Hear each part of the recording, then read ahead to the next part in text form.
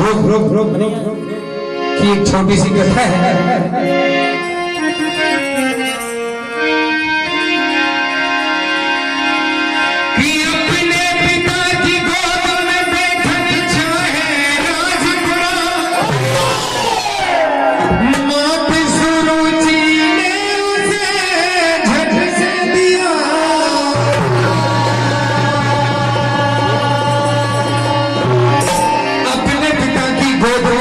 चाहे राजकुमार, माता सुरुचि ने उसे झट से दिया महाराज की गोद में मेरे बेटे का अधिकार। नन्हे वाला ध्रुव को मां सुरुचि झट से उतार देती है महाराज उत्तानपाद की गोद से और कहते हैं कि महाराज की गोद पर सिर्फ मेरे बेटे का ही अधिकार है। कहती है कि ना तू इसके योग्य है ना तेरा अधिकार, मेरे जीते जी तेरा न सपना हो साकार, मेरे जीते जी तेरा ये सपना कभी साकार नहीं होगा कि महाराज की गोद में तू बैठ सकता है। रोते रोते चल दिया बालक ये नादान, आंखों से आंसू बहे हुआ बड़ा हैरान। अपनी मां सुनीति के पास जाकर अपनी मां सुनीति से कहते हैं कि आखिर मेरा दोष क्या है जो मां ने मुझे पिता की गोद में बैठने से रोक दिया, उतार दिया। मां सुनीति ने बालक को झट से लिया उठाए, ध्रुव ने अपनी मां से इसे वचन कहने लगे कि मेरे पिता की गोद से तू बता क्यों दूर है, मेरे पिता की गोद मुझसे तू बता क्यों दूर है, क्या मैं तेरा लाल हूं बस यही मेरा कसूर है। मेरे पिता की गोद मुझसे तू बता क्यों दूर है, क्या मैं तेरा लाल हूं बस यही मेरा कसूर है। सुन के वाणी लाल की मां रोने को मजबूर है, बड़ा अनोखा लाल मेरे ये दुनिया का दस्तूर है। माता अपने लाल ध्रुव से कहती है कि इस दुनिया का दस्तूर बड़ा निराला है मेरे लाल। पता लगता था कि दो रानियां थी, सुरुचि और सुनीति। सुरुचि के पुत्र उत्तम और सुनीति के पुत्र ध्रुव। एक दिन दोनों बालक राजमहल में खेलते खेलते उत्तम दौड़कर महाराज की गोद में बैठ जाते हैं तो ध्रुव का भी मन हुआ कि मैं भी अपने पिता की गोद में बैठूं, लेकिन मां सुरुचि ने उसे झट से उतार दिया। बालक रोते रोते अपनी मां सुनीति से क्या कहता है,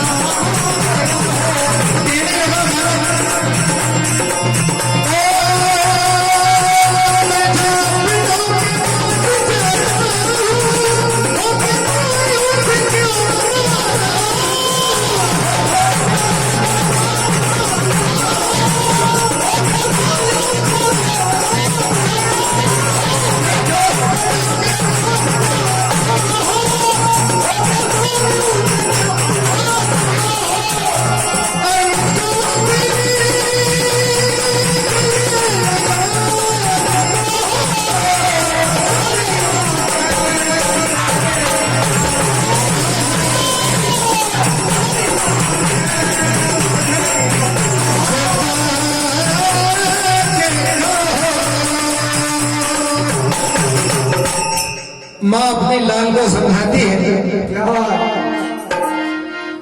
और कहती है कि मेरे लाल, इस बात को तू नहीं समझ पाएगा, क्योंकि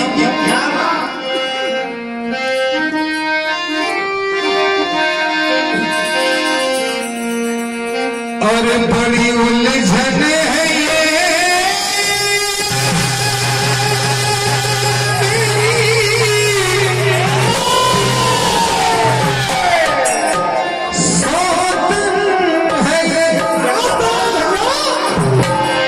अभी तू नादान है मेरे लाल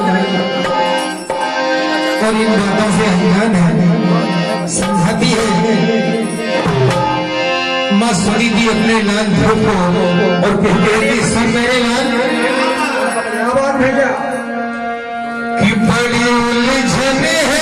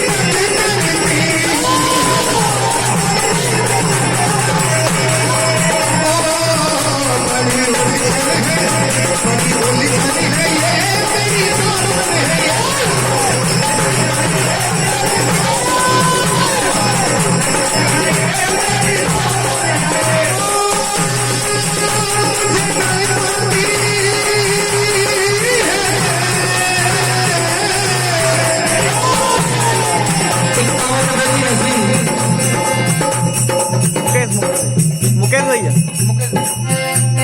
आदरणीय मुकेश भैया बाल आपकी तरफ से प्रेम भेंट हुए मंडली की तरफ से आपका हार्दिक हार्दिक अभिनंदन। ये इस गांव के लिए ऐतिहासिक कार्यक्रम है, क्योंकि सभी बाल समाज के नौजवानों ने इस कार्यक्रम का आगाज किया और हम चाहते हैं कि इसी तरह इस गांव में प्रतिवर्ष एक कार्यक्रम हो। अगर आप लोग इस बात से सहमत हैं तो तालियां बजाकर इस बात की सहमति दीजिए, क्योंकि हम दोनों मंडल, श्री हरिमंडल निठाल और शारदा मंडल संबलाई, इस बात के लिए प्रतिबद्ध होते हैं कि प्रतिवर्ष अगर आप कराओगे ये कार्यक्रम तो सहज हम लोग आपके एक छोटे से निवेदन पर थोड़े से ले लेंगे।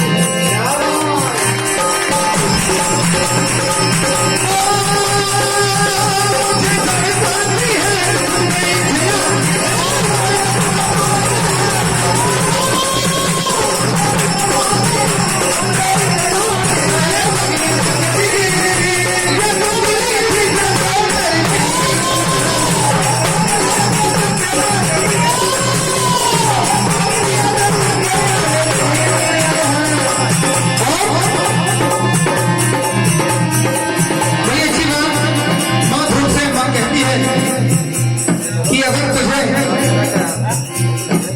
वोट नहीं देखना है तो मैं तुझे आशीर्वाद देती हूँ कि तुझे इस पिता की नहीं उस परम पिता की गोद प्राप्त होगी।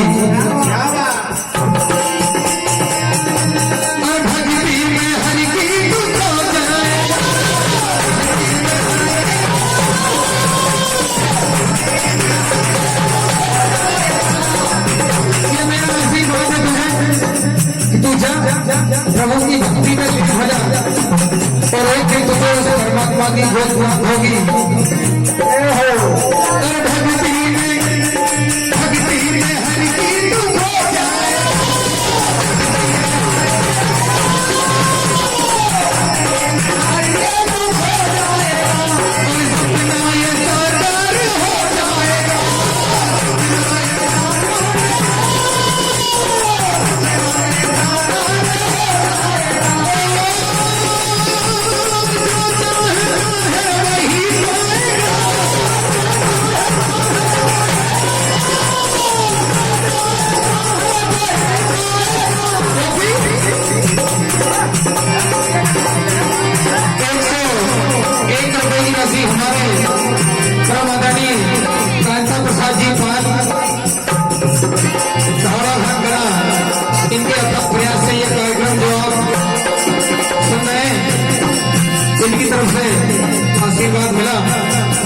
हार्दिक अभिनंदन।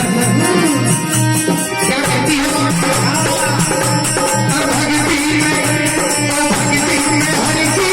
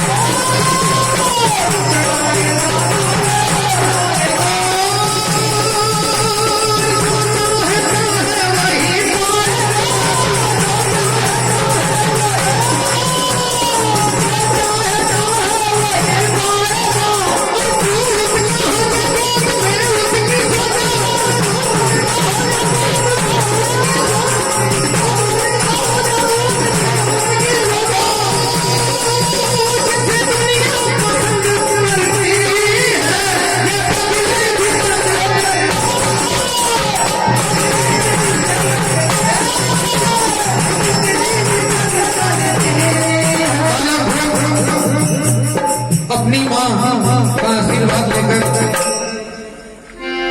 भगवान श्री हरि भक्ति करने के लिए चल पड़ते हैं। और रास्ते में नारद जी मिले। अंतिम भजन श्री हरिमंडल निढाल तैयार रहे। तैयार नहीं, आ जाओ।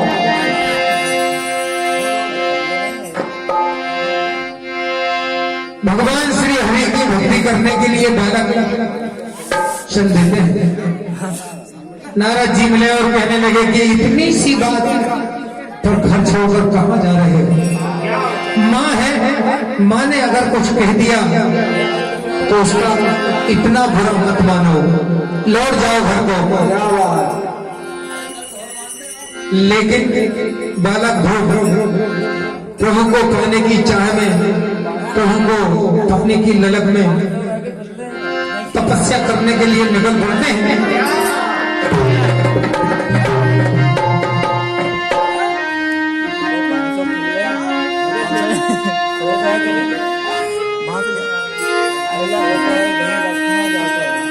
कहने लगे बालक की महामुनि,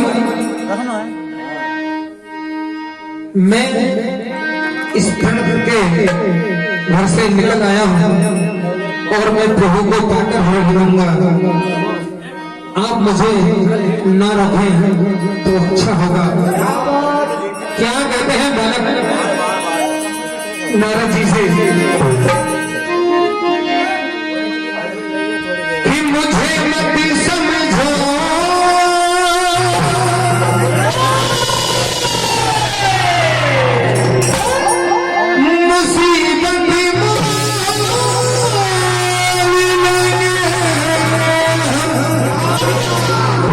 जितनी भी मुसीबतें आएंगी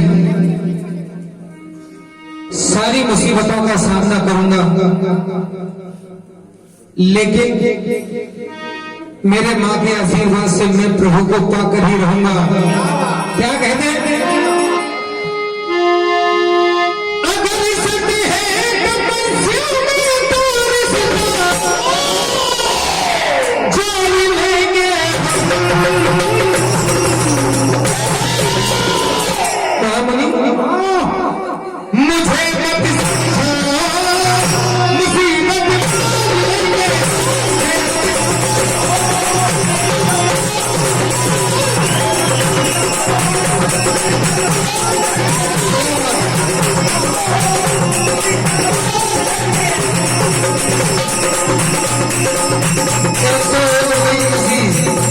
श्री शारदा भजन मंडल भाड़ाघाट, इनकी तरफ से श्री शारदा भजन मंडल सात दवाई के सपने भेंट हुए मंडल की तरफ से हार्दिक अभिनंदन।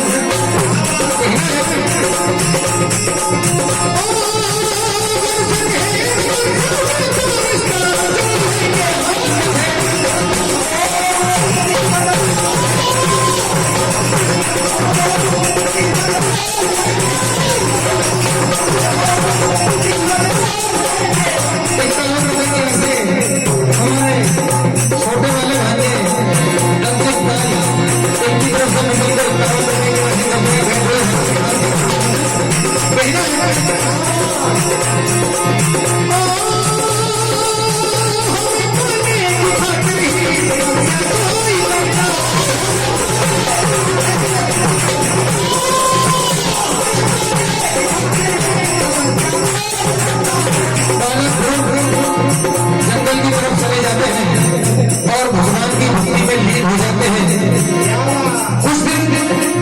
कंदमूल खाकर तपस्या की। उसके बाद सिर्फ जल पीकर तपस्या की। कुछ समय पश्चात निर्जल तपस्या की और फिर सिर्फ वायु के आधार पर तपस्या की। लेकिन एक समय ऐसा भी आया कि बालक ध्रुव ने वायु का सेवन भी रोक दिया। जब वायु का सेवन रोक दिया, सांस लेना बंद कर दिया, पशु पक्षी धरा पर गिरने लगे, सारे देवता हाहाकार करने लगे। भगवान श्री हरि विष्णु के पास पहुंचते हैं और कहते हैं कि प्रभु ये क्या हो रहा है। तो भगवान श्री हरि जान जाते हैं और देवताओं से क्या कहते हैं,